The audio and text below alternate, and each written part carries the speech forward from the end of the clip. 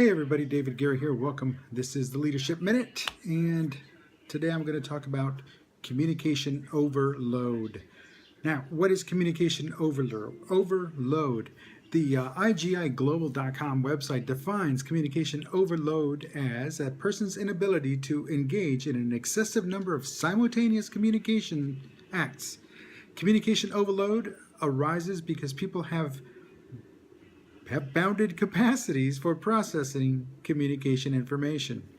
So what does that mean? Well, basically, you're doing too much at one time, especially with too many channels coming in. I mean, you've got Twitter, Facebook, Google, Snapchat, Instagram, Periscope, Gmail, Hangouts, text messaging, the telephone, Skype, and all of that's coming in at the same time. Now, it's something's got to give, and that's what happens.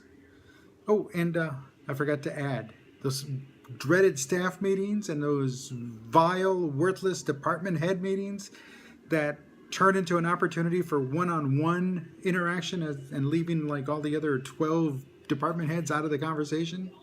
You've been in them, you know what I'm talking about. And you know what?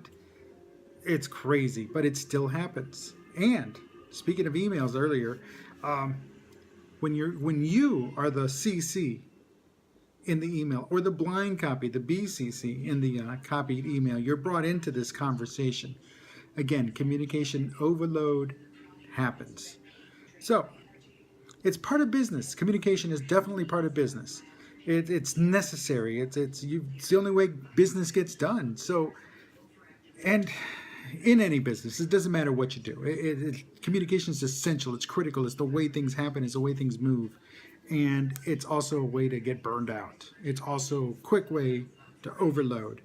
And, that's not a good thing. But, there's several things, and I'm going to give you three things that I recommend and you can implement immediately to minimize communication overload.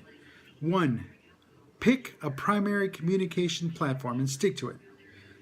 Say, you know what, contact me by email, or contact me by Snapchat, or contact me by text. It's a lot easier. Just pick one. Keep the channel tight. And by this I mean keep it to just the essential personnel that need to know. Don't be dragging in everybody and anybody just for the sake of, well, somebody wants to be kept in the loop. Don't do that. No, keep it in the loop. No. If they don't need to be part of the loop, then there's no need for them to be in the loop. You get what I mean. And obviously, you can also encourage, as leaders, you can encourage your staff or everyone in your area of responsibility to attempt to basically solve their own problems. Seriously, have them solve their own problems, or try to solve their own problems before flooding the communication channels. Listen, this is Dave Guerra. I'm going to have more on my website on this subject, but in the meantime, I thank you for your time. I thank you for listening. I thank you for paying attention. I hope you paid attention, but I do appreciate it. I really do. Thank you very much, and until next time, take it easy.